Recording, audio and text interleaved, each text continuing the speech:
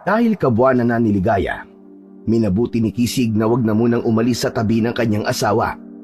Alam niyang kailangan niyang mabantayan ito dahil napakaselan ng kanyang pagbubuntis. Isa pang bagay na ikinakabahala niya ay ang mga signos ng buwan na nooy malapit ng maging bilog. Isang gabi, dahil sumakit na ang tiyan ni Ligaya, nagpatawag na ng hilot si Kisig. Sakto namang pagdating ng hilot, pumutok na ang panubigan ng buntis. Pinapwesto niya na ito sa higaan at agad ding sinimulan ang pagpapaanak dito. Makalipas ang halos kalahating oras. Isa itong himala. Ang sanggol na ito ay hindi basta-basta. Nagkataon na ang iyong pagluwal dito ay siya ring pagkakaroon ng duyog. Kambal bakunawa. Ang sanggol na ito ay may kambal na bakunawa. Talaga po? Kung gayon, hindi kaya maging salot sa ating nayo ng batang yan? Hindi kaya ang dala niya ay sigalot at pagdurusa? Nagkakamali ka, Ligaya. Iba ang pananaw mo sa pagkakaroon niya ng kambal. Ano po ang ibig ninyong sabihin? Ang sanggol na ito ang siyang magliligtas sa inyo, kagaya ng pagiging mapangahas ng bakunawa sa pagkain ng buwan.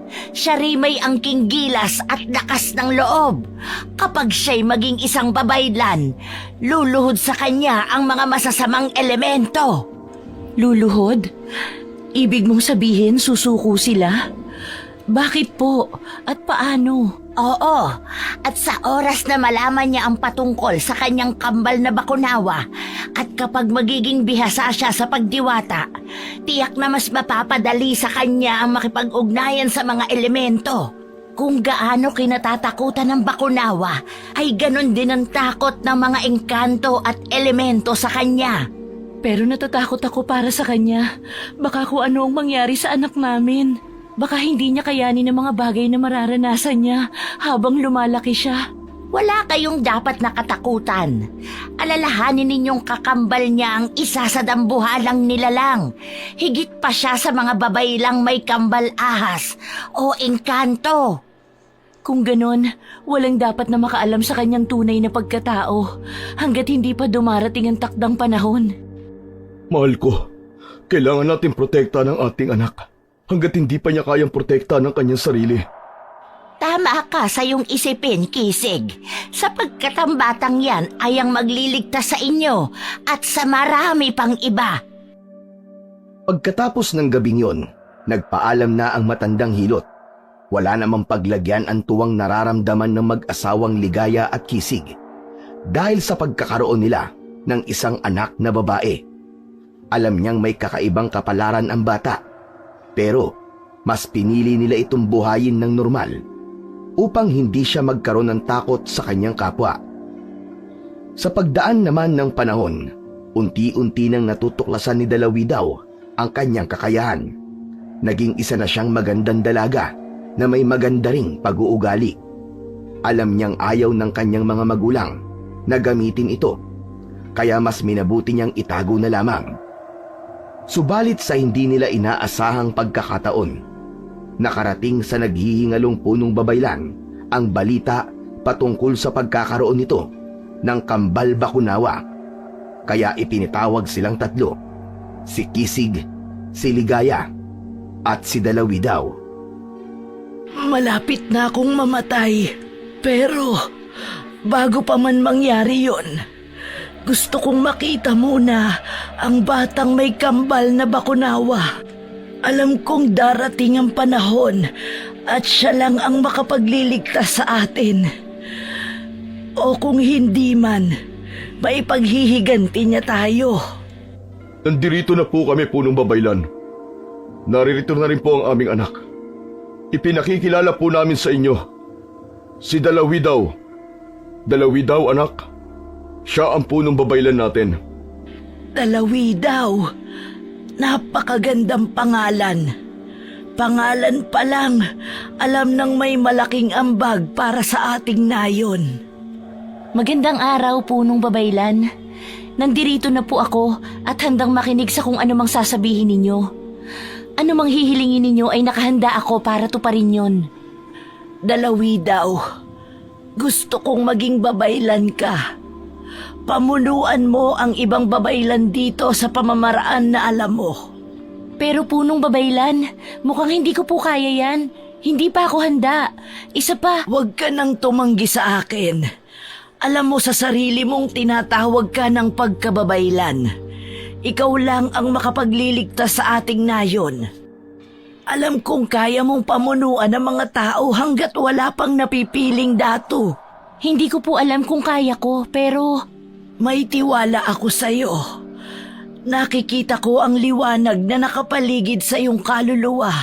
At nakikita ko rin ang nahihimbing mong kambal na bakunawa. Darating ang panahon at tutulungan ka niya. Kaya, tibayan mo lang palagi ang loob mo.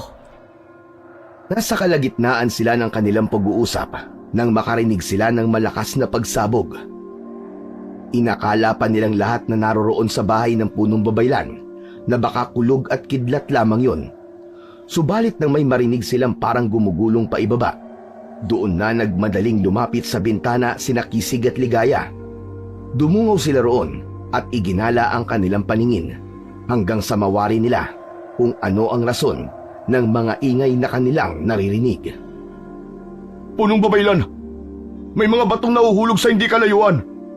Buti hindi dito naabot ang ating nayon. Pero natatakot akong darating ang panahon at dito na sa nayon babagsak ang mga yan. Anong ibig mong sabihin? Pinarurusahan tayo ng mga diwata? Hindi naman siguro. Nag-aalay tayo sa kanila at hindi natin sila ginagambala. Hindi ko po alam punong babaylan. Pero malakas ang aking kutob. Nakagagawan niya ng ating mga kalaban. Tsak na may binabalak silang masama laban sa atin. Kung gayon, ipatawag ang mga tao at kailangan ninyong maghanda. Sige po, ipapatawag ko po ang mga kanayon at na makapaghanda tayo. Kung kinakailangan natin lumikas, ay gagawin po natin. Sige, habang wala pa ang mga tao, sisimulan ko ang ritual para maging isang ganap ng babaylan si Dalawidaw. Yun ay kung malugod niyang tatanggapin ang aking alok. Kung ano ang kagustuhan ninyo, punong babaylan, yun ang masusunod. Maraming salamat. Nagmadaling umalis si Kisig upang ibalita sa mga kanayo nila ang nangyari at kung anuman ang posibleng panganib na hatid nun. Samantala, sina Dalawidaw, punong babaylan at Ligaya ay naiwan doon sa bahay ng babaylan. Isinigawa ng punong babaylan ang ritual kahit pa na nakaratay na ito sa kanyang papag. Habang nagri-ritual, sa hindi nila inaasahan ay biglang dumilim ang paligid. Animoy may kung anong nangyayari na hindi nila inaasahan. Ang araw! Baka nagkakaroon ng pagduyog. Ano po bang ibig sabihin niyan, punong babaylan? Masama po ba ang pahiwatig niyan? Wala kang dapat na ikabahala, babaylang Dalawidaw. Nangangahulugan lang yan na natutuwa ang kambal mo. Ngayong ganap ka ng babaylan, sana ay patnubayan ka ng mga diwata sa bawat araw na daraan. Kung gayon po, dito natitira ang aming anak? Hindi na ba namin siya makakasama? Kayo ang masusunod. Alam kong hindi pa niya kayang iwan ang buhay niya na kasama kayo. Kahit pa na nagdadalaga na yan, kailangan pa rin niya ng kalinga ng kanyang mga magulang. Kung ako po ang papipiliin, mas mabuti kung kasama ko ang aking mga magulang. O siya, sa inyong bahay ka uuwi. Pero huwag mong kalilimutang bumisita rito. Alam kong bilang na lang ang araw ko at gusto ko ring ituro sa iyo ang lahat ng nalalaman ko. Mga bagay na hindi ko itinuro sa mga kapwa mo babaylan. Natatakot akong darating ang araw at gagamitin nila yon sa kasamaan. Ay, sige po, punong babaylan. Ngayon pa lang ay nagpapasalamat na po ako sa inyo. Walang anuman, babaylang Dalawidaw. Hinintay ni na babaylang Dalawidaw at Ligaya si Kisig at ang iba pa nilang mga kanayon. Noong naroroon na, nagbigay ng abiso ang punong babaylan patungkol sa nagbabadyang panganib. Kailangan ninyong maging alerto sa lahat ng sandali. Hindi natin alam kung ano ang nagbabadyang panganib sa atin. Iligtas ninyo ang inyong sarili para mailigtas na rin ninyo ang salinlahi natin. Punong babaylan, ano po ba ang posibleng rason ng pagdagundong kanina? Saan kaya nagmula ang mga batong yun? Hindi maarok ng aking isipan kung ano ang dahilan yon. Pero malakas ang kutob ko na hindi mga diwata ang may kagagawan. Tiyak na may kinalaman ng mga aswang sa nangyari. Baka may mga hakbang silang ginagawa para mabulabog ang ating tahimik na pamumuhay. Ano ang maigi naming gawin, punong babaylan? Kailangan nating mapigilan ng mga nilalang na yan. Baka kung ano pa ang magawa nila sa atin at buong nayo natin ang mapahamak. Alam kong baguhan ka pa lang, babaylang dalawi daw. Dahil nitong araw ka lang nagkaroon ng basbas. Pero gusto kong alamin mo kung ano ang kalagayan sa ibabaw ng bundok na malapit dito sa ating nayon. Sige po, punong babaylan. Masusunod po. Gagawin ko ang abot ng aking makakaya. Aalis ako ngayon din. Wala na ring nagawa ang mga magulang ni Babaylang Dalawi daw. Pinaalalahanan na lang nila ang kanilang anak na mag-iingat sa pagtungo sa bundok dahil baka kung anong nilalang ang kanyang makasagupa. Bago tuluyang umalis, naghanda na ng maiinom na tubig at ng kampilan ang Babaylan. Alam niyang peligroso ang kanyang gagawin, kaya nararapat lamang na magdoble ingat siya. Kailangan kong bilisan ang aking paglalakad at nang malaman ko kagad kung ano ang dahilan ng narinig namin. Imposibleng mga aswang yun dahil tanghaling tapat. Nagpatuloy sa kanyang paglalakbay si Dalawi daw dahil mataas din ang nasabing bundok at masukal ang daanan. Nahirapan si Dalawi daw. Hindi rin niya inaasahang aabutin siya ng gabi sa daan. Pero hindi pa niya nagawang marating ang dapat niyang puntahan. Wala rin siyang dalang sulo, kaya alam niyang mahihirapan siya. Dahil dito, minabuti niyang magpahinga na muna sa ilalim ng isang puno. Nasa kalagitnaan siya ng kanyang pagpapahinga nang may maaninag siyang gumagalaw. Ilang di pa lang ang layo nun mula sa kanyang kinaroroonan. Sino yan? May tao ba riyan? Walang sumagot sa kanya na kahit na anong ingay. Nanatili siyang nakamatsyag sa paligid, gawa ng nakararamdam siya ng ibang presensya. Batid niyang magmula nang maritwalan siya ng punong babaylan, nag-ibayo pa ang kanyang pandama. Walang ano-ano, naging papalapit na sa kanyang kinaroroonan ang kaluskos at yabag na kanyang naririnig. Sagutin mo ang tanong ko! Sino yan? Magpakita ka sa akin! Inugot ni Babaylang Dalawi daw ang kanyang kampilan at sinipat ng maigi ang kanyang paligid. Hinanap niya ang posibleng pinagmumulan ng ingay upang mawari niya kung ano ang nilalang na naroroon. Habang nasa ganoong sitwasyon siya, uminit ang kanyang buong katawan. Alam niyang may hindi tama sa kanyang paligid. Kaya naman, nagpasya siyang magmatsyag muna. Walang ano-ano, parang may kung anong enerhiyang lumukob sa kanyang buong pagkatao. At sa isang pagkisap ng kanyang mga mata, nagkaroon siya ng kakaibang kakayahan. Nakikita niya ng malinaw ang paligid, kahit na pusikit ang karimlan doon. Sino yan? Humanda ka sa akin kapag nakita kita! Kanina ka pa!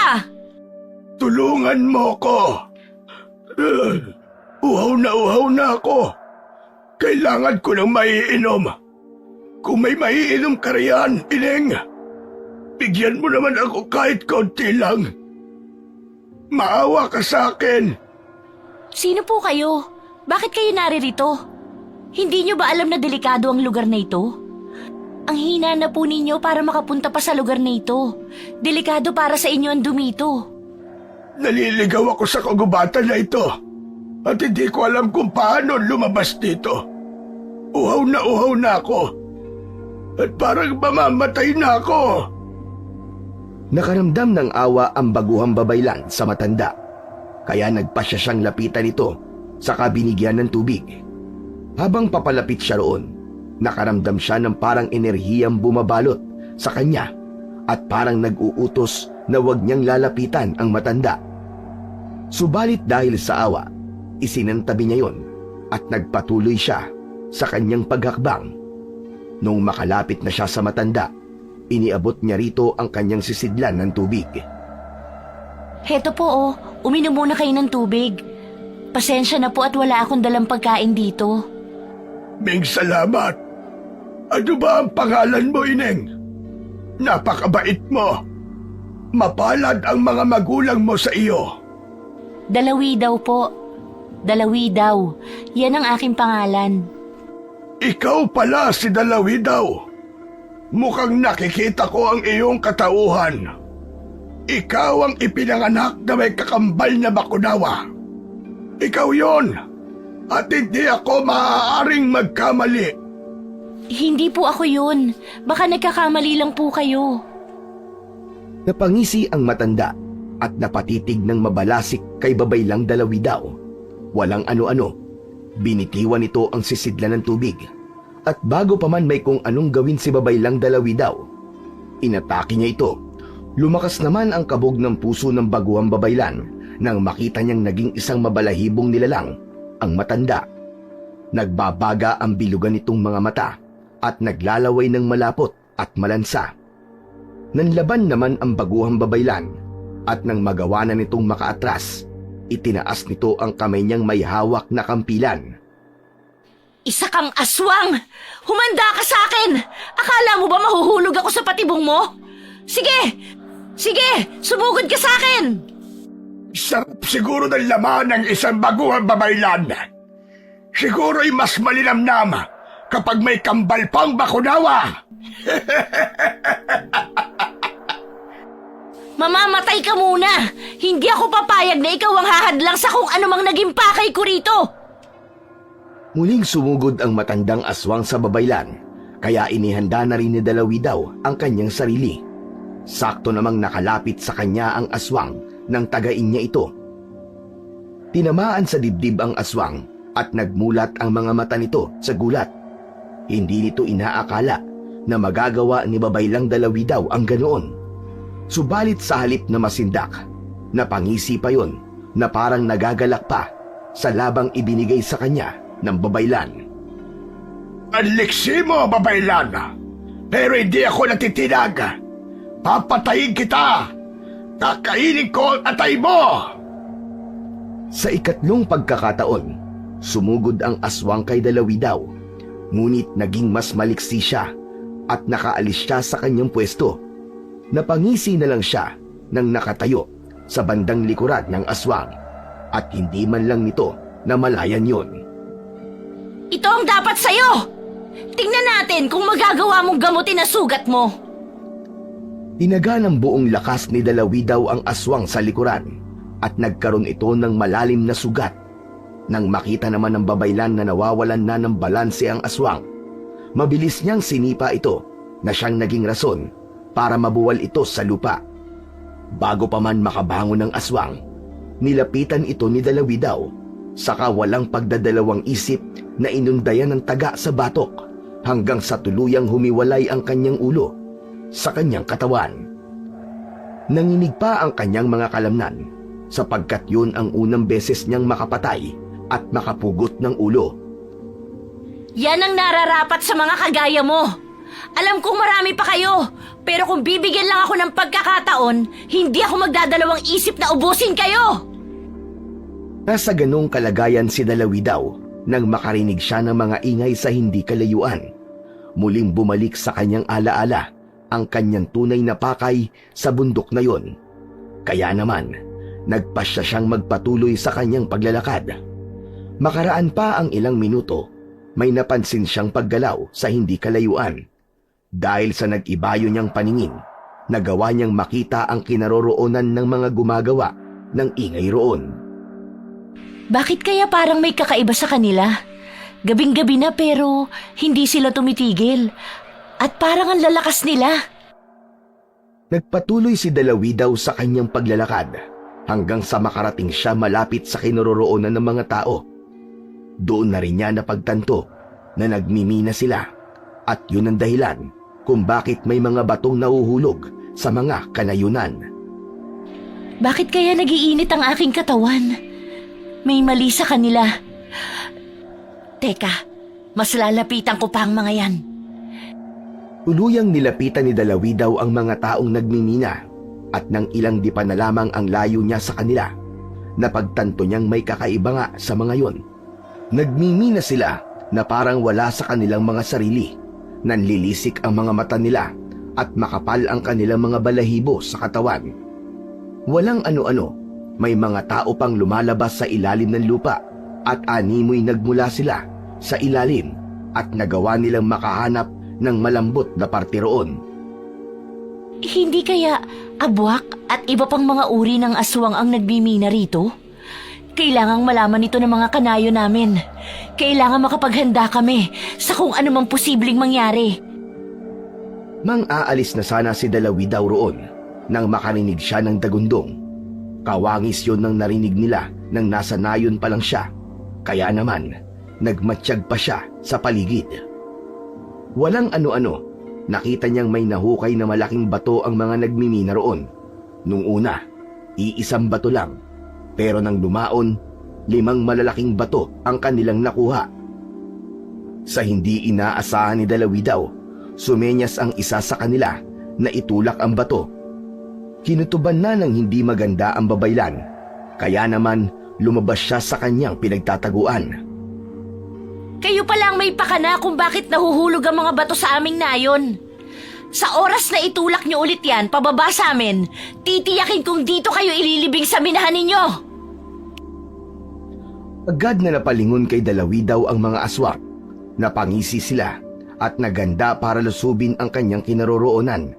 Nagkaroon naman ng kakaibang kaba ang baguhang babaylan at natakot siya para sa magiging kahihinatnan ng kanyang mga kanayon. Dahil dito, sa halip na labanan ang mga aswang, mabilis siyang tumakbo pa uwi sa kanilang nayon. Kailangang makalipat kami kaagad. Tiyak na hindi magtatagal, mahuhulog ang mga batong yon. Pagka-uwi niya sa kanilang nayon, hindi na siya nag-aksaya ng kanyang panahon. Ibinalita niya sa kanyang mga kanayon ang peligrong nakaamba sa kanilang lahat. Pinayuan na rin niya ang kanyang mga kababaryo na kung maaari ay lumikas na lang sila sa mas ligtas na lugar. May alam akong lugar kung saan po pwede tayong lumikas. Tiyak na hindi tayo mapapahamak doon. Kung gayon, ano pang hinihintay natin? Tayo na at nang wala mapahamak sa atin. Mag-iingat lamang po tayo sa ating pagpunta sa lilikasan natin. Baka may makasalubong tayong mga aswang. Naglipa na po sila sa mga panahong ito. Minabuti ni Dalawidaw na wag nang sabihin sa kanyang mga kanayon ang patungkol sa mga minerong aswang. Batid niyang mas lalo lang silang mababahala kung malalaman nila ang patungkol sa mga yon. Halos 2 araw at gabi rin ang kanilang iginugol sa paglalakad para makarating sa bagong lugar na kanilang titirhan. Minabuti rin nilang pagtulungang buhatin ang punong babaylan habang ito ay nakasakay sa duyan. Subalit nung naroroon na sila, Parang may mali. Hindi ako mapakali ngayon. Paniguradong may hindi magandang mangyayari. Ano po ang ibig niyong sabihin? Sandali at makikiramdam din po ako sa ating paligid. May nauna na sa atin dito at malakas ang kanilang puwersa. Kung hindi sila mga engkanto, malamang mga aswang sila.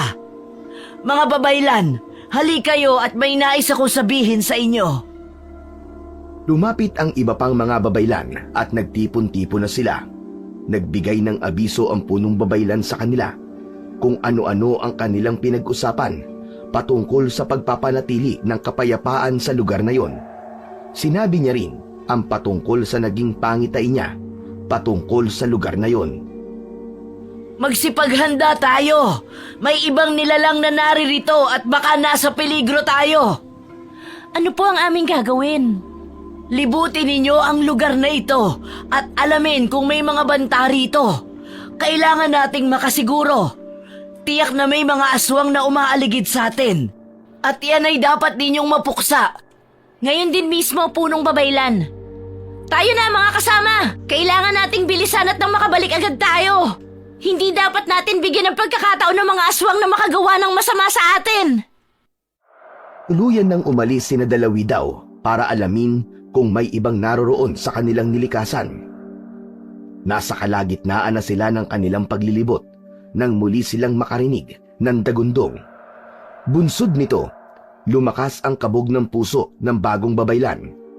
Kahit pa alam niyang malayo na sila sa lugar na kanilang pinagmulan, hindi malabong may mga nagmimina rin doon, lalo pa at nasa paanan din sila ng bundok.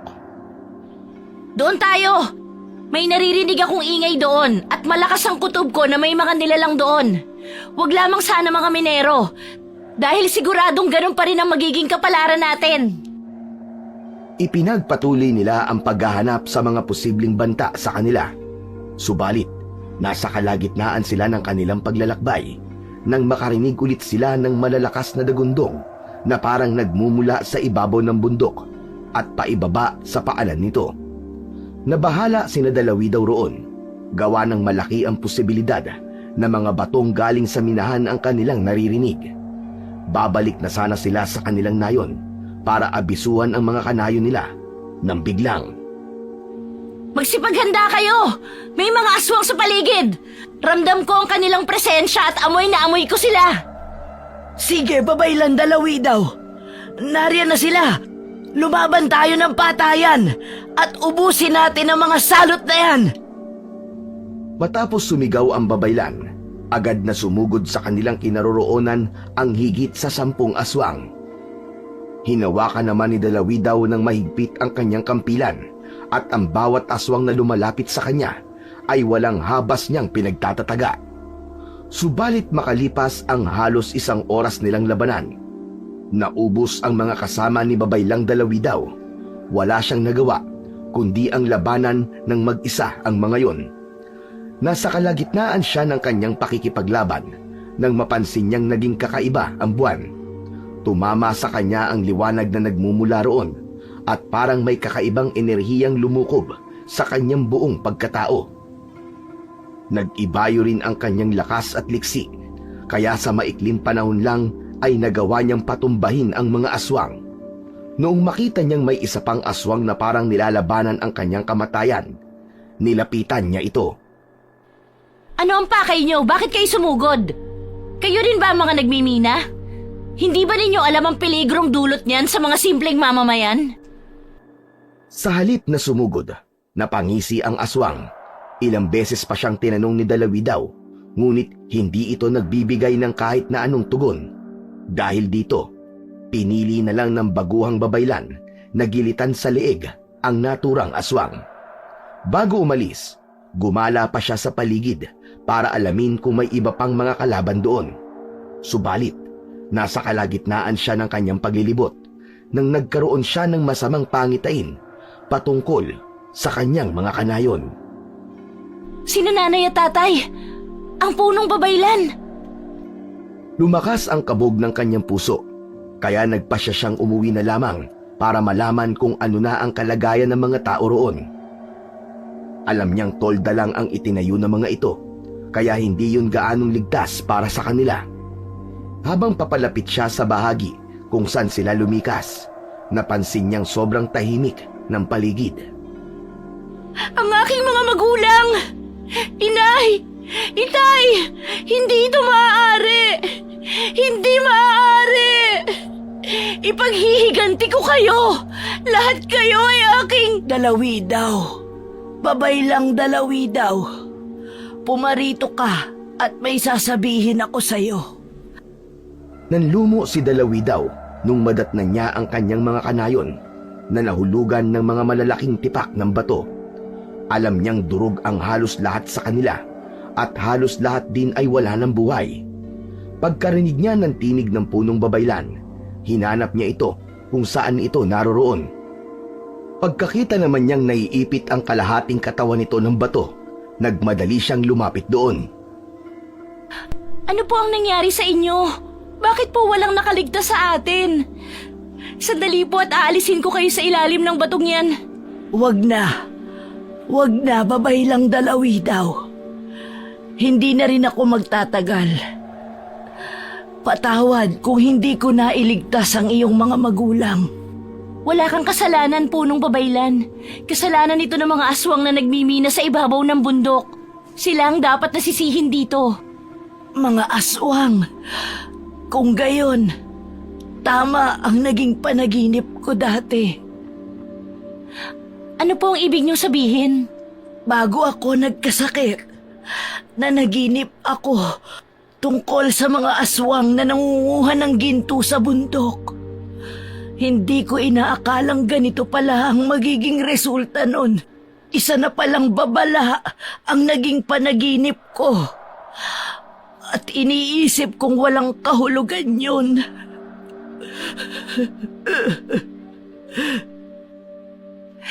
Mga walang awa!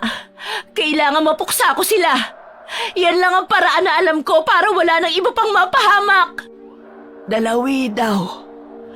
Kapag dumating ang kabilugan ng buwan, tawagin mo ang iyong kakambal sa pamamagitan ng iyong isipan. Para saan po? Magkakaroon ng pagduyog ng buwan at magkakaroon ka rin ng kakaibang lakas. Lalabas ang isa mo pang kakayahan at hindi ka kayang supilin ng kahit na sinong nilalang. Hindi mo pa alam kung ano ang kaya mong gawin. Pero kapag nalagay ka na sa bingit ng kamatayan, diyan mo matutuklasan ang lahat. Ano po ang ibig niyo sabihin, Punong Babaylan? Basta, Punong Babaylan? Punong Babaylan! Hindi na nagawang ipagpatuloy ng Punong Babaylan ang kanyang nais na sabihin. Tuluyan na itong binawian ng buhay nang nakadilat ang mga mata. Tumulo na lang ang luha ng baguhang babaylan dahil sa nangyari. Napasigaw na lang dahil sa sobrang galit si Dalawi daw at nang makita niyang malapit ng maging bilog ang buwan, sumumpa siya rito.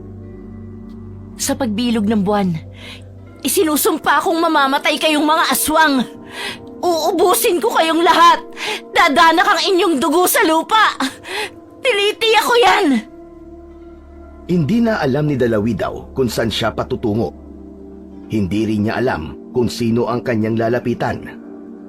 Bunsod nito, nagpasya siyang pumunta sa pusod ng gubat kung saan maging ang mga aswang ay hindi siya madaling matutuntun. Iginugol niya ang kanyang panahon sa pagsasanay ng kanyang kakayahan sa pagiging isang babaylan. Alam ni Dalawi daw na mahirap sa kanya sapagkat wala siyang gabay.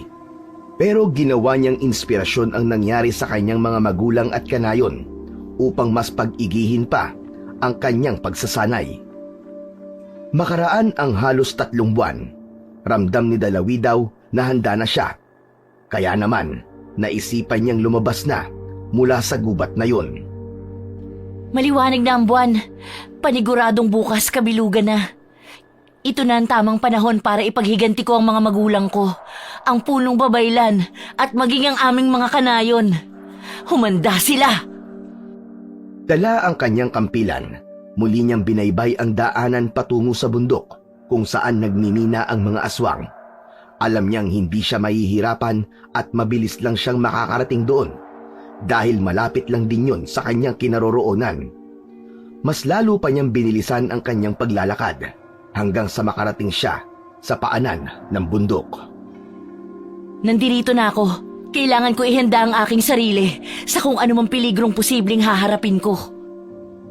Nasa kalagitnaan siya ng kanyang paglalakad nang may maulinagan siyang parang mga kaluskos ng dahon na parang hinahalukay. Iginala niya ang kanyang paningin at habang nasa ganoong sitwasyon siya, napansin niya rin na parang may nagbubungkal ng lupa. Uminit ang kanyang pakiramdam, kaya naging alerto siya. Paniguradong mga abwak yan. Hindi ako magpapatalo sa inyo. Uubusin ko kayo at pagbabayarin sa mga ginawa ninyo. Abang iginagala ni Dalawi daw ang kanyang paningin sa paligid, isa-isang nagsulputan ang mga aswang na abwak sa kanyang harapan. Ang kanilang mga katawan ay balot ng alikabok. Nagbabaga ang kanilang mga mata at ang mga kuko nila'y mahahaba. Noon din, inihanda ni Dalawidaw ang kanyang kampilan para sa pagsugod ng mga aswang. Walang ano-ano, napausog ng kaunti ang mga abwak at sa isang pagkisap ng mga mata ni Dalawidaw, umahon mula sa lupa ang isang abwak na mas mabagsik ang kaanyuan kung ikukumpara sa kanyang mga kasama. Kayo ang may kasalanan kung bakit namatay ang lahat ng mga kanayon ko. Pagbabayarin ko kayong lahat. Ako? Pagbabayarin mo? Baka hindi mo pa ako nakikilala. Ako si Agrum. Ako ang pinuno ng mga abwak dito. Sino ka ba? Wala kang karapatang wikain yan sa aking harapan. Walang halaga ang pangalan ko. Ang importante, mabayaran ninyo ang inyong inutang. Buhay ang inutang ninyo. Kaya sisingilin ko rin kayo ng inyong buhay. Yan ay kung matatalo mo kami. Mag-isa ka lang at marami pa kaming naririto. Ang iba sa amin ay naghihintay lamang ng aking hudyat. Tama na ang satsat. Simulan na natin at ang matapos na ito. Sisiguraduhin kong pagkatapos ng gabing ito, mapupuksa ang inyong lahi. Sige mga kasama, patayin ang hangal na babaeng yan! Tinugod ng mga abwak si Dalawidaw. Hindi naman natinag ang baguhang babaylan at dahil nagsanay na rin siya sa loob ng ilang buwan, naging madali para sa kanya ang labanan ang mga yun. Kahit pa maliliksi ang mga abwak at nakakaya nilang dumaan sa ilalim ng lupa, hindi pa rin natinag sa kanila si Dalawidaw. Sa tuwing may susugod sa kanya na dumadaan sa ilalim ng lupa, walang awa niyang itinatarak doon ang kanyang kampilan. Agad ding lumalabas ang mga abwak at dahil may sugat na ang mga yon, naging mas mahina sila at napadali ang pagpaslang sa kanila ni Dalawidaw. Napakadaya mo! Alam ko na! Alam kong ikaw ang babaylan na may kakambal na bakunawa. Pero paano na lang kaya kung wala kang kakambal? Paniguradong lasog-lasog na ang iyong katawan sa mga oras na ito. Talaga? Baka ang katawan mo ang madurog. Hindi ako umaasa sa sinasabi nilang kambal ko.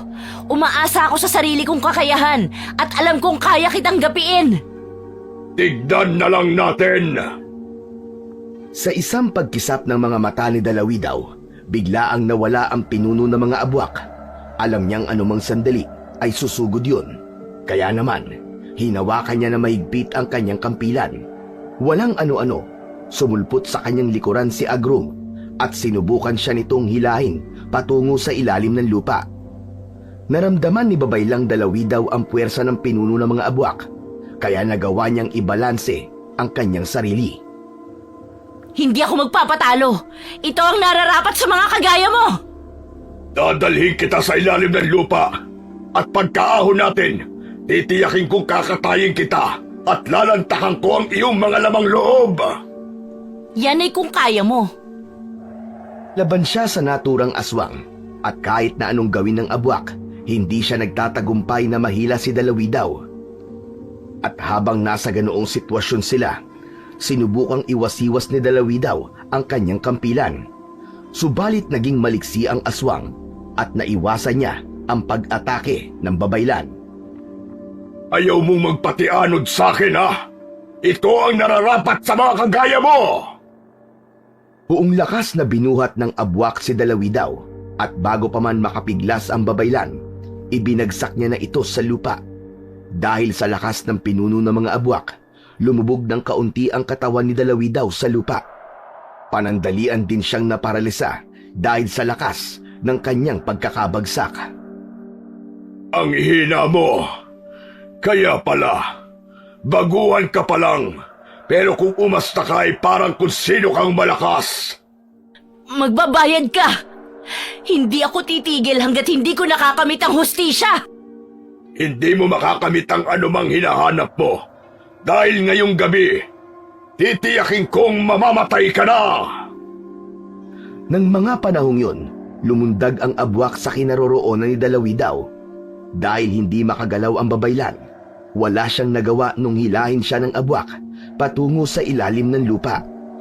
Nabitiwan na rin niya ang kanyang kampilan, kaya nawalan na siya ng pag-asa. Nagpatianod na lang siya sa pinuno ng mga abwak hanggang sa muli silang umahon sa lupa. Ang buwan! Dumidilim ang buwan! Nung iniisip mo, tutulungan ka ng kakambal mong bakunawa. Hindi ka tutulungan nun at hahayaan kanyang mamatay sa aking mga kamay. Hindi rin lalabas ang kambal mo dahil hindi duyog ang nangyayari kung hindi natatakpan lang ng ulap ang buwan. Diyan ka nagkakamali. Hindi ako papayag sa kagustuhan mo. Sinisiguro ko rin sa'yo na sa paglabas ng aking kambal, dudurugin kita. Wala ka nang magagawa pa. Mamamatay ka na ngayon. Sumugod ang abwak kay Dalawidaw, subalit nagulat ito nang makagalaw na ang babaylan. Tumayo si Dalawidaw at inihanda ang kanyang sarili para sa pag-atake ni Agrum. Batid niyang maliksi ang pinuno ng mga abwak, kaya pinakiramdaman niya ang bawat kilos nito. Masyado kang mayabang. Isa ka lang namang hamak na magmimina na binabayaran ng mga makapangyarihang tao. Hindi na mahalaga kung ano ako. Ang importante sa akin ay ang buhay mo. Kung hindi ka na sana naghanap sa amin, hindi ka sana masasadlak sa ganitong sitwasyon. Magbabayad ka! Kayo ang dahilan kung bakit namatay ang mga magulang ko! Huwag mo kong sisihin sa kahangalan nila. Kasalanan nila yon dahil mga bobo sila. Saktong pagkalapit ng abwak kay Dalawidaw, sinalag nito ang kanyang pag-atake. Nagpambuno ang dalawa at kahit na ilang beses pang nagalusan ang baguhang babaylan dahil sa mga pagkalmot ng pinuno ng mga abwak, wala siyang naging pakialam. Ilang beses pa siyang ibinalibag ni Agrum pero patuloy pa ring bumabangon si Dalawidaw para kalabanin ang abwak. Walang ano-ano, nagkaroon ng pagkakataon ang babaylan na buhatin ang abwak. Hindi yun inaasahan ng aswang.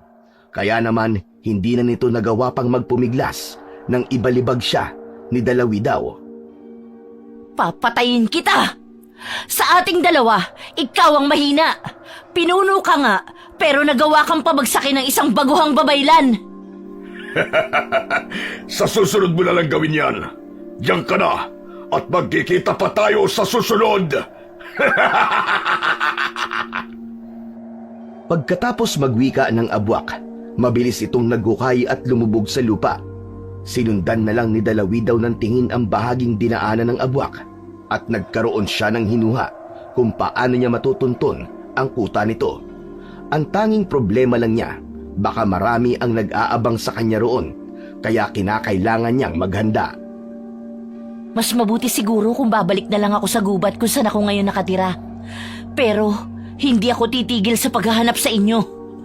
Uubusin ko kayo, kagaya ng pag-ubos ninyo sa aking mga kanayon. Nagmamadaling umalis doon si Dalawidaw. Pinili niya ang bumalik sa gubat kung saan alam niyang hindi siya matutuntun ng mga aswang. Subalit, nung nasa kalagitnaan na siya ng kanyang paglalakad, may narinig siyang mga yabag ng paa na parang nakasunod sa kanya. Natigil siya sa paglalakad at minabuting sipatin ang paligid. Sa tulong naman ng liwanag ng buwan, naging klaro ang kanyang paningin. Aswang na naman? Ano na namang aswang ito at ano ang pakay niya? Paniguradong may kaugnayan sila sa mga aswang sa minahan. Mula sa kinatatayuan ni Dalawidaw, nakita niya ang isang malaking aso na may nagbabagang mga mata. Nakangisi ito sa kanya at naglalaway. Dahil walang panlaban doon si Dalawidaw, nagpasya siyang maghagilap ng sanga. Maswerte namang may nakita siyang putol na sanga na may matulis na dulo. Dinampot niya ito at iniharap sa dambuhalang aso ang bahaging matulis. Ano pang hinihintay mo? Sumugod ka na sa akin! Mas naging malapad ang ngisi ng aso. Sa hindi inaasahang pagkakataon ni Dalawidaw, may lumapag sa kanyang likuran. Paglingon niya, ganun na lang ang gulat niya nang sinugod siya ng dalawa pang naglalakihang aso. Wala siyang nagawa kung hindi ang subukang manlaban sa kanila. Sakto namang nakikipaglaban siya sa dalawang aswang. Nang lumapit sa kanya ang naunang asong nagpakita sa kanya. Dahil pinagtutulungan na siya, nabitiwan ni Dalawidaw ang matulis na sanga. Pasalamat kayo at 3 kayo, samantalang ako mag-isa lang. Habang nasa ganong sitwasyon, nawala ang mga ulap na nakatakip sa maliwanag na buwan. Tumama ang liwanag nito kay Dalawidaw at ng mga sandaling yun, nakaramdam siya ng kakaibang puwersa. Buong lakas niyang sinipa ang aswang at ang dalawa naman ay hinawakan niya sa mga lieg ng mahigpit. Nagpumiglas pa ang mga yun at sinubukang manlaban, pero mas lalo pang hinigpitan ng baguhang babaylan ang pagkakasakal sa kanila. Ang dapat sa inyo ay ganito, ibalibag at hayaang mabali ang mga buto. Buong lakas niyang ibinalibag ang 2 aso at nagulat pa ang mga ito dahil sa kakaibang lakas ng babaylan. Nang makita naman ni Babaylang Dalawidaw na napabangon na ang isang aso, mabilis niyang nilapitan ito at sinipa sa tiyan. Dahilan para muli itong mabuwal. Nang mga panahong yun, naging isang mabalahibong tao ang aso. Ano ang pakay ninyo sa akin, aswang?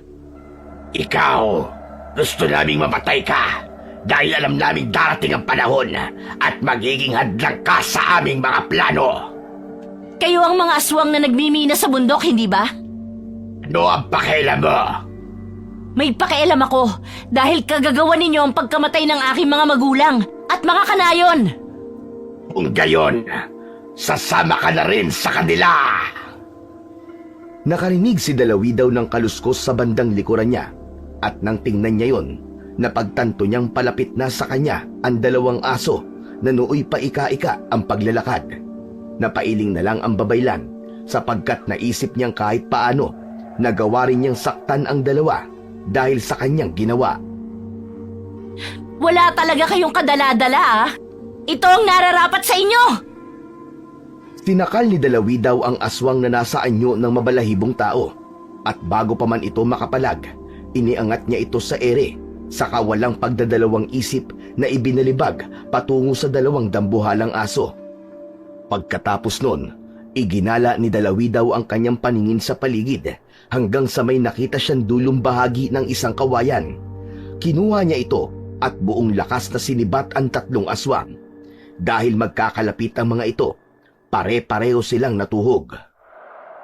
Magpasalamat kayo at wala rito ang aking kampilan.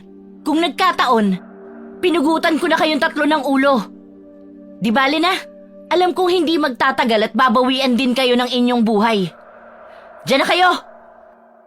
Dahil alam ng babaylan na tutugisin siya ng mga aswang na yon, mas pinili niyang siya na lang ang maghahanap sa kanila. Sila ang may kasalanan sa akin, kaya sila ang nararapat kong tugisin. Napatingala si Dalawidaw sa kalangitan at nang makita niyang napakamaliwanag na ng buwan, naisipan niyang ipagpatuloy ang pagtugis sa mga aswang at maging sa pinuno ng mga abwak. Nanalangin siya sa pamamagitan ng kanyang isip na sana'y tulungan siya ng kanyang kakambal na Bakunawa. Nagkamali ako.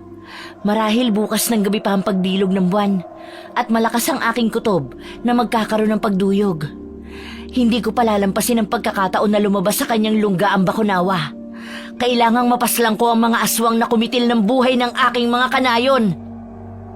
Sa halip na magpahinga, minabuti niyang magpatuloy sa paghahanap ng kinukutaan ng mga abwak at ng mga aswang na nagmimina ng mga ginto. Napapatawa pa siya sa tuwing naiisip niya na may mga aswang palang hindi lang hayok sa laman, kundi hayok din sa kayamanan. Buong araw siyang naglakbay para hagilapin ang kinaroroonan ng mga abwak na yon. Alam niyang hindi niya matatagpuan ng mga ito sa minahan dahil malamang nagtatago na sila at naghahanda. Habang siya ay naglalakbay, may nakita siyang isang lumang sibat. Kinuha niya ito at hinasa sa magaspang na bato. Pagkatapos nun, nagpatuloy siya sa kanyang paghahagilap sa kuta ng mga aswang. Ano ito? Mukhang ito ang mga bakas ng abwak, ah. Paniguradong matutuntun ko sila kung susundan ko ito. Pagkahalong kaba at pag-aalinlangan ang naramdaman ng baguhang babaylan. Subalit sa tuwing naiisip niya ang kanyang mga magulang, napapatiimbagang na lang siya dahil sa galit. Sinundan niya ang mga bakas na kanyang nakita sa lupa at napangisi siya nang makarating siya sa isang patag na lugar na puro mga talahib ang tumutubo. Alam kong naririto kayo! Nararamdaman ko ang inyong presensya rito! Ako na mismo ang nagpunta sa inyong kuta para magawa ninyo ang kung anumang nais ninyong gawin sa akin. Ikaw pa talaga ang nagatid sa sarili mo rito sa amin. Napakabait na babaylan. Salamat at hindi mo na kami pinahirapan. Oo, dahil naiinip na ako sa kahihintay sa inyo. Ang hihina pala ng mga aswang na inutusan ninyong umatake sa akin. Kagaya mo rin sila. Sa ating dalawa, ikaw ang mahina. Hindi kita mahahatak patungo sa ilalim ng lupa kung malakas ka. Nagkataon lang yun. Dahil ngayon, ikaw lang ang pupunta sa ilalim ng lupa. Yun ay kung makakalabas ka pa ng buhay sa lugar na ito. Hala, sige! Lumabas na kayo at bigyan ng magandang laban ang babaylang ito! Inihanda ni Dalawidaw ang kanyang sarili.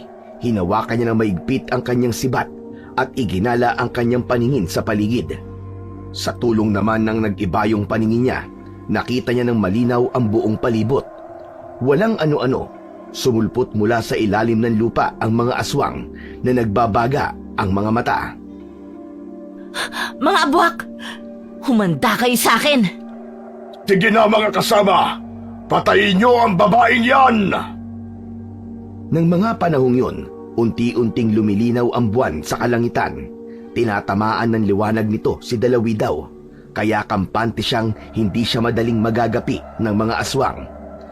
Nilabanan niya ang napakaraming abwak gamit lang ang kanyang sibat. Sinabayan niya ang lakas at liksi ng mga yon, kaya naman may iilan sa mga aswang ang nasisindak sa kanyang lakas at liksi. Ano na, Agrum? Tingnan mo ang mga tauhan mo. Isa-isa nang bumabagsak. Maya-maya lang, mauubos ko na sila at tayo na naman ang magkakaharap. Hindi mangyayari yan. Sa bawat umbok ng lupa na nakikita mo, ay may mga abwak na naghihintay lang ng aking hudyat. Hindi ka makakatakas dito! At sa oras na makatakas ako rito, dadalhin ko yung ulo mo. Hindi nakasagot si Agrum. Napatitig siya sa buwan na unti-unti nang nagpapakita ng lubusan sa kalangitan. Nanginig ang kanyang buong katawan. Pero nang ibaling niya ang kanyang pansin kay Babaylang Dalawidaw, pinilit niyang pakalmahin ang kanyang sarili. Anong ipinagmamalaki mo sa akin, ha? Malakas ang loob mo dahil bilog ang buwan ngayong gabi. Inaasahan mo bang lalabas ang kambal mo? Hindi ko kailangan ng tulong ng kahit na sino. Kaya ko kayong ubusing lahat. Sapat na ang kakayahan ko bilang babaylan para magapi kayo. Pagkatapos magwika ni Dalawidaw, naibaling niya ang kanyang pansin sa isang aswang na gumalaw pa at sumubok na bumangon. Nilapitan niya ito at bago pa man ito tuluyang makatayo, itinarak na ni Dalawidaw ang kanyang sibat sa ulo nito. Ito rin ang gagawin ko sa... Hindi niya na ipagpatuloy ang kanyang sasabihin. Nawari kasi niyang wala na ang pinuno ng mga abwak sa kinatatayuan nito. Iginala ni Dalawidaw ang kanyang paningin sa paligid at doon niya napagtanto na wala na rin ang mga umbok sa lupa na kanyang nakita. Walang ano-ano, napaigtad na lang ang babaylan nang bigla ang sumulpot ang mga abwak sa paligid niya. Bago pa man niya madepensa ng kanyang sarili, kinuyog na siya ng mga abwak. Inundayan siya ng mga pagkalmot nila at ang iilan sa mga ito'y sinubukan pang warakin ang kanyang tiyan. Ngayon mo patunayan ang lakas mo. Tignan mo ang sarili mo. Naliligo ka na sa sarili mong dugo. Akala mo ba ay kaya mo ang mga abwak? Matapang ka lang dahil may mga kasama ka. Alam kong tatakas ka rin kung mag-isa ka lang, duwag. Sige na, patayin niyo na ang babaylang yan at pagpiesta ng kanyang mga laman. Iwan lang niyo sa akin ang kanyang puso at ako ang dapat na kumain noon. Nung mga panahong yun, naghiyawan ang mga abwak at animoy tuwang-tuwa sila. Sa hindi naman inaasahan ni Dalawidaw, nanghina siya dahil sa ginawa sa kanya ng mga abwak. Nang lumaon, nabuwal siya sa lupa at naging magandang pagkakataon yun para sa mga abwak. Subalit, Nanlalantakan na sana nila ang nangihinang babaylan. Unti-unting dumilim ang paligid. Kakaroon ng duyog! May duyog! Kambal ko! Tulungan mo ko! Huwag mo akong pabayaan sa mga aswang na ito! Sige na! Patayin niyo na yan bago pa man tuluyang dumilim ang paligid! Bilisan niyo! Tutuluyan na sana ng mga abwak si Dalawidaw nang naging mabilis ang pagdilim ng paligid. Napatingala lang sa kalangitan ang babaylan na may kambal na bakunawa. Habang nakamasid sa buwan, nagkakaroon siya ng pangitain patungkol sa napakalaking ahas na may pakpak na umiikot sa kalangitan habang isinusubo ang buwan. Kambal ko! Kambal ko! Napatulala ang mga abwak at maging ang kanilang pinuno. Animoy napako sila sa kanilang kinatatayuan habang nakamasid kay Dalawidaw na unti-unting nagbabago ang anyo. Ang kanyang balat ay nagkaroon ng kaliskis at ang kanyang mga matay nagliwanag na parang bilugang buwan. Mabalasik din siyang napatitig sa mga abwak, kaya naman napaatras ang mga ito. Noon din, bumangon siya habang hawak ang lumang sibat na kanyang napulot. Anong tinutunganga ninyo diyan? Sugurin niyo na ako! Bilis! Anong nangyari sa'yo? Bakit naging ganyan ang itsura mo? Huwag mo nang alamin. Ang mahalaga, heto na ako at handang ipagpatuloy ang pakikipaglaban sa inyo. Unay nga, kakambal mo nga ang bakunawa. Ang balat mo ay nagkaroon ng mga kaliskis at ang mga mata mo ay nagbabaga. Napangisi ang babaylan at napatingala. Noong makita niyang unti-unti nang nagliliwanag ang paligid, ibinaling niya ang kanyang pansin sa mga abwak. Nagkaroon din siya ng kakaibang enerhiya na noon lang niya nasumpungan. Alam niyang kagagawan yun ng kakambal niyang bakunawa, kaya naging malakas ang loob niya at nag-ibayo pa ang kanyang tapang. Binigyan ako ng pagkakataon ng aking kambal para lipulin kayo at hindi ko sasayangin ang pagkakataong ito. Hindi ako papayag. Sige mga kasama, sugurin niyo ang babaylang yan at sukatin natin kung hanggang saan ang kanyang kakayahan. Napaangin naman ang mga abwak at sa isang pagkisap ng mga mata ni Dalawidaw, sumugod ang mga ito sa kanya. Ang bawat abwak namang lumalapit sa kanya, walang awa niyang sinasakal at binabalian ng leeg. Napansin ng ibang abwak ang ginagawa niya, kaya naman may iilan na nagpasyang tumakas, may iilan ding lumubog sa ilalim ng lupa. At bago pa man makapaghanda si Dalawidaw, sinusubukan nila itong hatakin paibaba. Mga hangal! Kung inaakala ninyong matatalo ninyo ako sa paraang yan, nagkakamali kayo! Kayo rin lang ang naglagay ng inyong sarili dyan, at dyan na kayo uuurin! Buong lakas niyang tinadyakan ang mga abwak na yon, at sa ilang beses lang na pagtadyak, nadurog ang kanilang mga ulo at nagkalat sa lupa ang kanilang mga utak. Napailing pa si Dalawidaw nang matapos niyang gawin yon.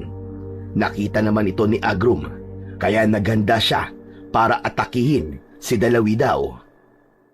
Mas magiging kilala ako kung mapapatay kita. Si Agrum ang pumatay sa babaylang may kakambal na bakunawa. Kaya humanda ka! Huwag ka nga magtapang-tapangan, abwak! Kita kong nanginig na ang tuhod mo. Mag-isa ka na lang, kaya wala ka ng ibang kakampi.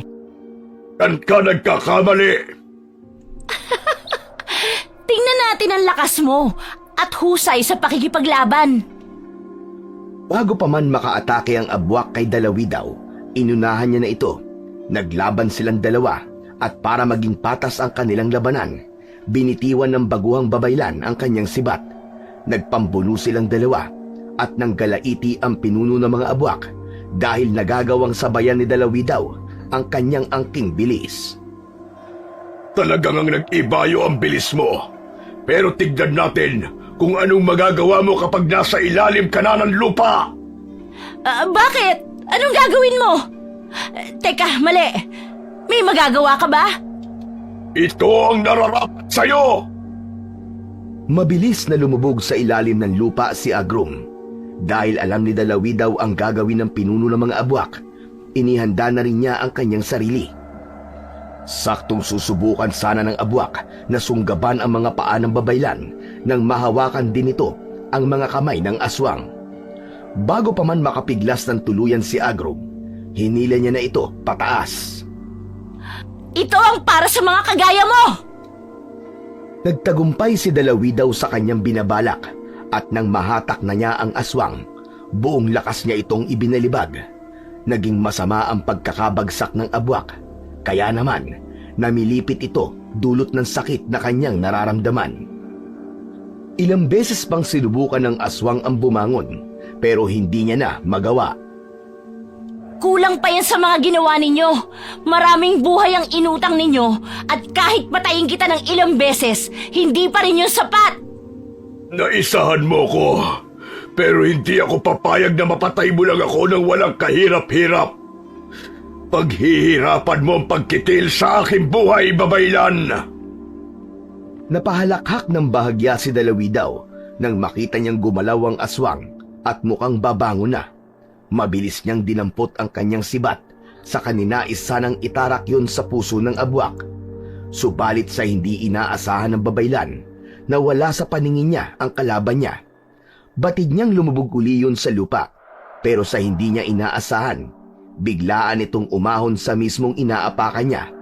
Naging mabilis ang paggalaw ng aswang, at bago pa man magawang itarak ni Dalawidaw ang sibat na hawak niya sa ulo ni Agrum, hinila na siya nito patungo sa ilalim ng lupa.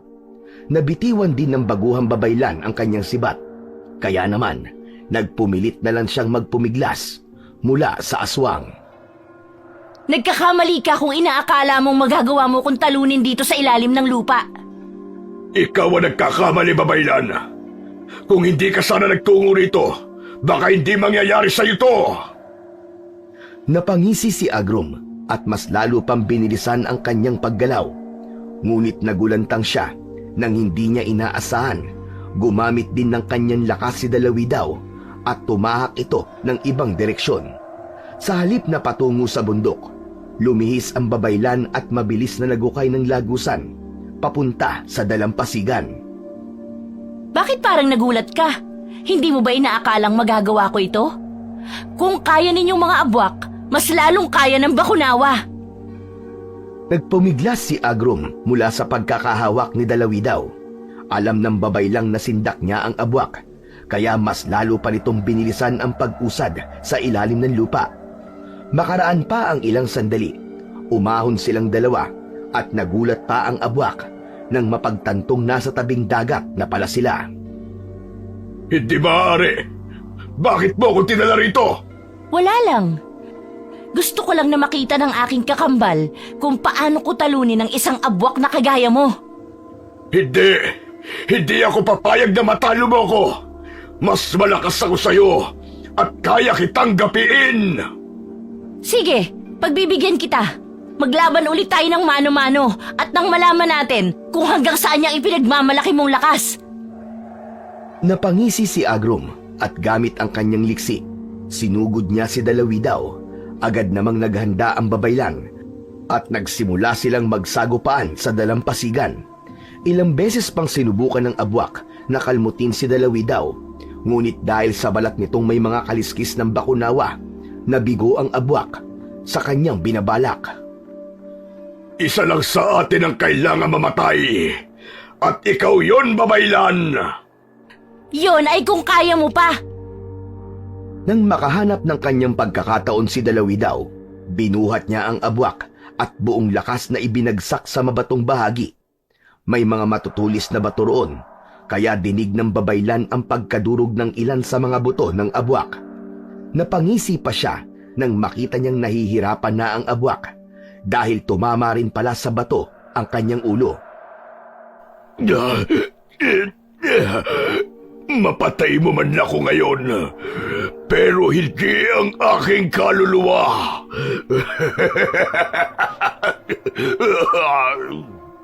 Hindi ako natatakot sa kaluluwa mo. Kung gaano kadali para sa akin ang patayin ka, ganon din kadali para sa akin ang puksain ang kaluluwa mo. Tignan na lang natin. Hindi na alis sa mga labi ng aswang ang ngiti nito habang nakatitig ng mabalasik kay Dalawidaw. Si Dalawidaw naman ay nakamasid lang sa kanya na animoy inaabangan kung ano ang gagawin nito. Ano pang hinihintay mo? Patayin mo na ako at nang makaganti ka. Isipin mo ang iyong ina, ang iyong ama, at ang mga kanayon mong dinurog na mga bato mula sa minahan. Ilang beses pang inulit ni Agrum ang kanyang sinabi, habang nagsasalita naman ang pinuno ng mga abwak na pakuyom ng palad si Dalawidaw. Bumalik sa kanyang alaala ang kanyang mga magulang at kanayon na namatay dahil sa pagbagsak ng malalaking bato. Hayop ka! Ito ang nararapat sa mga kagaya mo! Dinampot ng babaylan ang isang batong halos kasinlaki ng kanyang ulo. Pagkatapos nito, walang pag-aagam-agam siyang ipinukpok yun sa mukha ng abwak. Patuloy pa rin namang humahagik-gik si Agrum, pero nang lumaon, naging tahimik na rin ito nung tuluyan ng madurog ang kanyang ulo. Kahit ilang buhay pa ang aking kunin, hindi na ninyo maibabalik ang buhay ng aking mga magulang. Hindi sapat na kabayaran nito! Ulot ng labis na paghihinagpis, napasigaw ng malakas si Dalawidaw. Napatingala siya sa buwan at animoy ito lamang ang nakakaintindi sa kanyang sitwasyon. Walang ano-ano, mas naging malaki ang alon. Agad niyang naisip na marahil may kung anong naging reaksyon ng bakunawa, kaya napawika siya. Mahal ko kakambal, kunin mo na ako. Wala nang saysay ang aking buhay.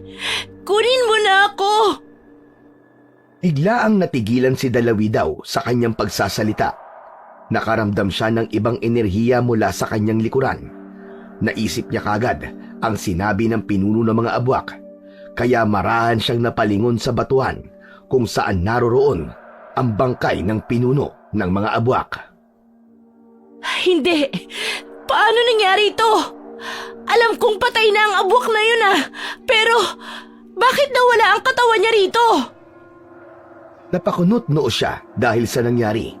Habang nagtataka, iginala ni Dalawidaw ang kanyang paningin sa buong paligid. Hanggang sa... Ko ba ang hinahanap mo? Huwag mo nang hanapin ang katawan ko. Dahil nilamon na yun ang lupa. Hindi mo pa siguro alam.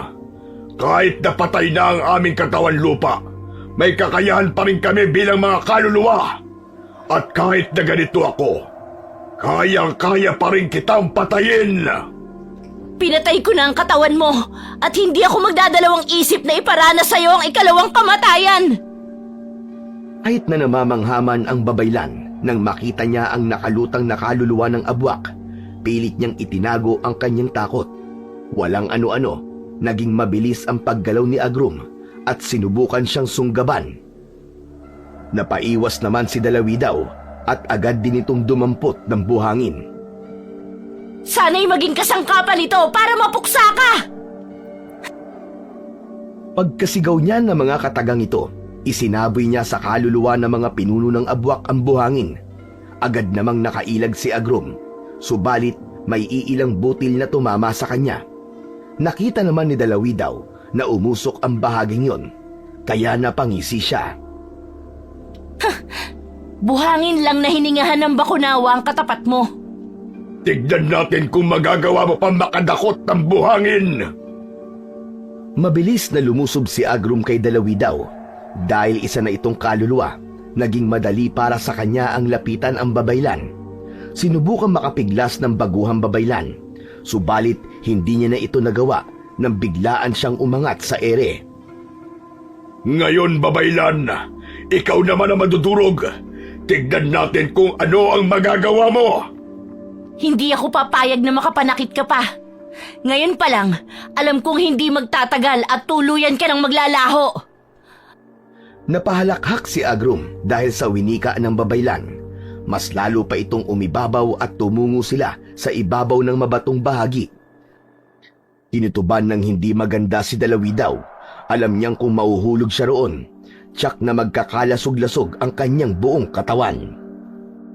Kambal ko! Alam kong naririnig mo ang aking tinig. Tulungan mo ako at nang tuluyan ang mapuksa ang masamang nilalang na ito. Kahit sino pa ang tawagin mo, hindi mo magagawang takasan ang bingit ng kamatayan. Masdan mo ang ilalim. Ibabagsak kita riyan. Diyan ka nagkakamali. Kung may kabal at kunat ang katawan ko dahil sa kaliskis ng bakunawa, tiyak na mabibigo ka sa kung ano man binabalak mo. Yan ay kung kaya ng ipinagmamalaki mo ang matutulis na bato. Pagkatapos magwika ni Agrum ng mga katagang yon, sinubukan niyang bitiwan si Dalawidaw. Subalit sa hindi nila inaasahan, bigla ang umihip ang malakas na hangin. Nakaramdam ng kakaibang enerhiya si Dalawidaw. Kaya napagtanto niyang kagagawan yun ng bakunawa, nakakambal niya. Alam kong ikaw yan. Huwag mo sanang ipahintulot na mapatay ako ng kaluluwang aswang na ito. Lalo pang lumakas ang hangin at animoy umiikot lang yun sa kanilang pwesto at nagmistulang ipo-ipo. Walang ano-ano, mas lalo pa itong lumakas na siyang naging dahilan para mabitiwan ni Agrum si Dalawidaw. Nawalan ng balanse sa ere ang kaluluwang aswang at nagpaikot-ikot ito na animoy tinatangay ng buhawi. Samantala, si Dalawidaw naman nanatiling nakatayo ng tuwid habang nakalutang. Magpasalamat ka at tinutulungan ka ng bakunawa. Kung hindi, isasama kita sa hukay! Isang malakas na pagsigaw na lang ang narinig ni Dalawidaw na animoy nilulusaw ng hangin. Noong tingnan niya ang kaluluwa ng pinuno ng mga abwak, unti-unti itong naglalaho habang patuloy ang pag-ikot ng hangin sa kanila. Ilang sandali pa, marahang bumaba ang babaylan at nakalapag ito ng maayos sa dalampasigan. Maraming salamat, kakambal ko. Alam kong nariyan ka lang palagi at binabantayan ako. Muling lumakas ang hangin at habang nakatulala, nakamasid sa malayo, may narinig si Dalawidaw na pag-atungal na parang nagmula sa kailaliman ng dagat. Tumulo na lang ang luha ng babaylan dahil hindi niya lubos na maisip na wala na siyang mga magulang. Hindi na rin niya alam kung saan siya tutungo, gawa ng namatay na rin ang kanyang mga kanayon. Bahala na. Kung saan man ako dalhin ang aking tadhana, doon ako. Wala nang silbi ang aking buhay. Wala na ring saysay ang pagiging babaylan ko. Habang nagmumukmuk sa dalampasigan, may natanaw siyang isang bangka sa hindi kalayuan. Agad siyang nagkaroon ng ideya, kaya marahan siyang naglakad patungo roon. Bahala na. Mas maigi nang lumayo ako rito. Kung saan man ako mapadpad, si Bathala lang ang may alam. Pagkalapit niya sa bangka, minabuti niyang sumakay roon. Nagkataon naman lumakas ang hangin, kaya hindi siya ganong nahirapan sa pagsasagwan. Habang nagsasagwan siya, hindi niya napigilan ang kanyang sarili na mapaiyak. Nang lumaon, tuluyan siyang nakatulog dahil sa magkahalong pagod at lungkot. Kinabukasan, "Mga kanayon! Tulong! May bangkang nakarating dito sa ating isla! Bilis! Sino kaya ito? Teka, napakagandang babae. Saan kaya galing ito? Binibini. Binibini." Iminulat ni Dalawidaw ang kanyang mga mata at napakusot pa siya rito ng ilang beses. Nasaan ako? Sino ka? Ako si Islig Binibini at napadpad ka rito sa aming isla. Ikaw, anong pangalan mo? At bakit ka napadpad dito? May nangyari bang masama sa'yo? Ako si Dalawidaw. Hindi ko alam kung paano ako nakarating dito. Pero salamat at may tao pala akong nadatnan. Mangos naman ang mga tao para lumapit sa dalampasigan. Lahat sila ay nag-usisa kung saan nagmula si Dalawidaw. Pero mas pinili ng baguhang babaylan na ilihim na muna ang kanyang tunay na pagkatao. Nagugutom ako at nauuhaw. Pagod na pagod. Sige, Dadaling kita sa aming bahay. Teka lang. Mas lalo pang nataranta si Islig nang biglaan mawalan ng malay si Dalawidaw. Wala siyang nagawa kundi ang kargahin ang dalagang babaylan patungo sa kanilang bahay. Nagulat naman si Lola Isay ni Islig sa pagdating ng binata. Abay, sino ba yung karga mong napakagandang babae? Mukhang pagod yata yan ah. Po si Dalawidaw. Napadpad po siya rito sa ating isla. At malamang tinangay po ng hangin ng bangka niya. Ah, sige. Sandali at maghahanda ako ng pagkain sa maiinom niya. Paniguradong gutom na yan. Noong mga panahong yun, bumalik ang ulirat ni Dalawidaw. Dinala kita rito sa aming bahay. Ilang saglit lang at babalik na rito si Lola na may dalang pagkain at maiinom. Gising ka na pala, Apo. Ano bang pangalan mo at saan ka nagmula? Ito nga pala ang pagkain, oh. Pagpasensyahan mo na yan, ha? Ako po si Dalawidaw. Mahabang kwento po kung paano ako nakarating dito. Pero salamat po sa inyo. Huwag kang magpasalamat sa akin. Diyan sa apo ko, si Isleg. Kasi naawa kasi ako sa'yo, Dalawidaw. Unang tingin ko pa lang sa'yo, napansin kong may masalimuot kang pinagdaanan. Huwag kang mag-alala. Dumito ka sa amin hanggat gusto mo. Walang mananakit sa'yo rito. Napatango si Dalawidaw sa matanda. Napangiti rin ito sa kasinimulan ang kanyang pagkain. Habang kumakain naman, hindi inalis ni Lola Isay ang kanyang paningin sa babaylan. May mga nakikita siyang palatandaan dito na alam niyang wala sa mga normal na tao. Alam niyang hindi basta-basta si Dalawidaw, kaya hindi niya napigilan ang kanyang sarili para alamin kung ano ang totoo. Hindi ka pang karaniwang babae. Nakikita ko sa mga balat mo ang kaliskis ng bakunawa. Hindi kaya... Ano pong ibig ninyong sabihin, Lola Isay? Basta, sa susunod na lang natin pag-usapan ng hinggil dyan. Ipagpatuloy mo na muna ang pagkain. Hindi naman ito ganun kahalaga. Ayos lang po. Sabihin na ninyo, Lola Isay. Nakahanda akong makinig sa inyo. Kaya nga po, Lola, paligoy-ligoy pa kasi kayo eh. Sabihin niyo na po at makikinig rin ako.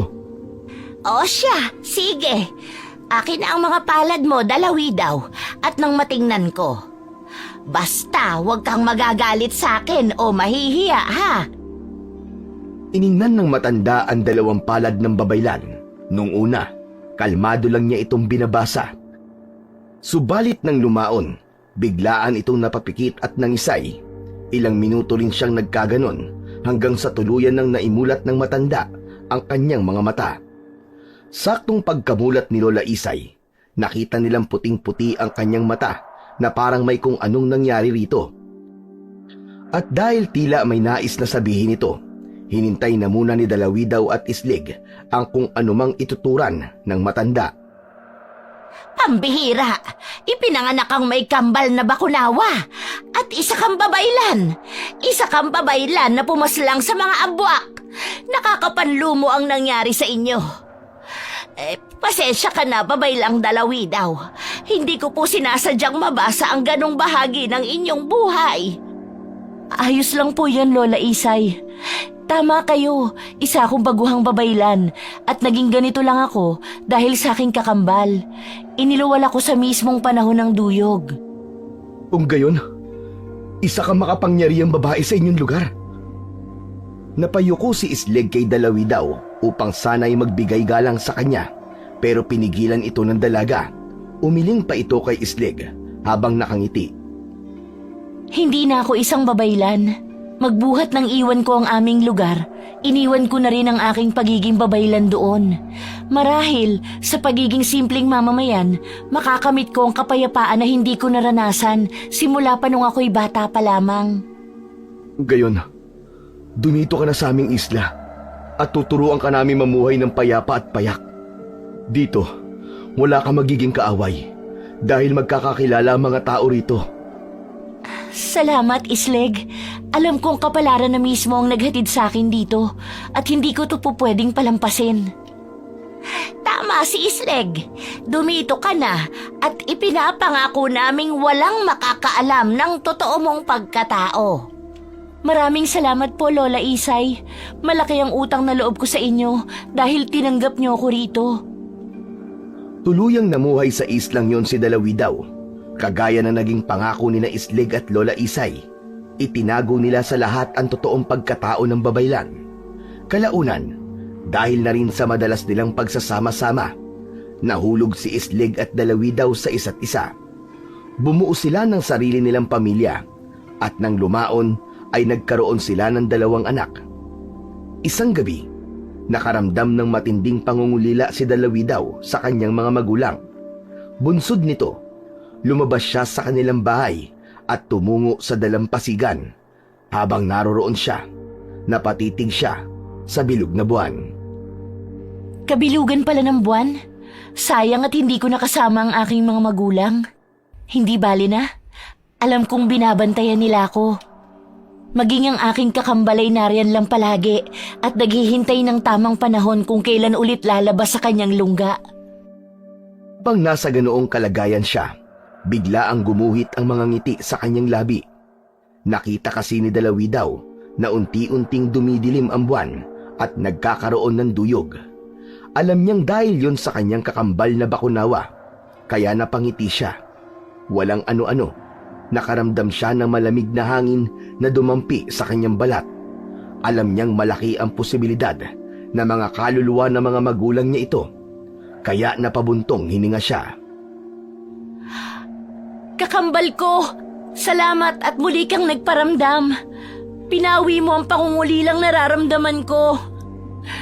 Nanay, tatay, alam kong naririto lang kayo sa paligid at nakabantay sa akin. Sana kahit minsan o kahit man lang sa panaginip, magpakita kayo at nang makapag-usap tayo. Nagsimulang tumulo ang kanyang mga luha. Hindi inalis na Dalawidaw ang kanyang paningin sa buwan hanggang sa makarinig siya ng yabag na papalapit sa kanya. Alam niyang ang asawa niya yon, kaya napangiti siya at marahang humarap dito. Alam ko nangungulila ka sa mga magulang mo. Kung gusto mo, babalik tayo sa dati niyong tirahan. Huwag na, Isleg. Masaya na ako sa kung anong meron tayo at kung nasaan man tayo. Hindi ko hahaluan ang kalungkutan ng ating buhay. Kayo lang ang yaman na meron ako at ayokong mawala kayo sa akin. Hindi kami mawawala sa'yo. Kayo ng ating mga anak ang aking buhay. At alam mong hindi ko kayang mawalay ka sa amin. Basta, dito na lang tayo sa isla. Mas malapit ako sa dagat at kitang-kita ko pa ang buwan. Masaya akong ipinagtagpo tayong dalawa sa likod ng aking mga naging karanasan. Sapagkat tayong itinakda ng kalangitan na magsama. Kahit nakamatayan, ay hindi tayo kayang paghiwalayin. Napayakap na lang si Dalawidaw sa kanyang asawa. Alam niyang wala na siyang ibang hahanapin pa dahil binuo na ni Isleg at ng kanilang anak ang kanyang nadurog na damdamin. Alam din niyang nakamasid at gumagabay sa kanila ang kanyang mga magulang mula sa malayo. Dahil gabing-gabi na yon, nagpasya na silang dalawa na pumasok na sa kanilang bahay at matulog sa tabi ng kanilang mga anak. Magmula nung araw na yon, iginugol na ni Dalawidaw ang kanyang atensyon at buhay sa kanyang asawa at mga anak. Tuluyan niya nang kinalimutan ang mga mapapait na karanasan niya sa buhay. Ang tanging nagpapaalala sa kanya ng kanyang mga magulang ay ang pagkakaroon ng duyog ng buwan. Tuwing nakikita niya kasi ito, naaalala niya kung paano siya inalagaan ng mga magulang niya na halos ialay na nila sa kanya ang kanilang buhay. Darating din ang panahon at magkakasama na tayo. Pero wag muna sa ngayon. Kailangan pa ako ng aking mga anak at asawa. Hindi ko sila kayang iwan dahil alam kong maliliit pa ang aming mga anak. Lumipas ang maraming taon. Lumaki at nagkaroon na rin ng sari-sariling pamilya ang kanyang mga anak. Matagal na ring walang abwak o aswang ang nambubulabog sa buhay ni Dalawidaw. Nanatiling lihim pa rin ang buong pagkatao niya sa islang yon. Ngunit kahit papaano ay ginamit niya ang kanyang kaalaman sa panggagamot upang tulungan ng mga tao sa nayon na yon. Saksi ang buwan sa lahat ng mga pangyayaring ito sa buhay ni Dalawidaw, at sa likod nito, alam niyang naroon lang din ang kambal niyang Bakunawa, nagbabantay sa kanya at sa mga kampon ng kadiliman na posibleng sumira sa kapayapaan na tinatamasa ng buong baryo. Dahil kabuwanan na ni Ligaya,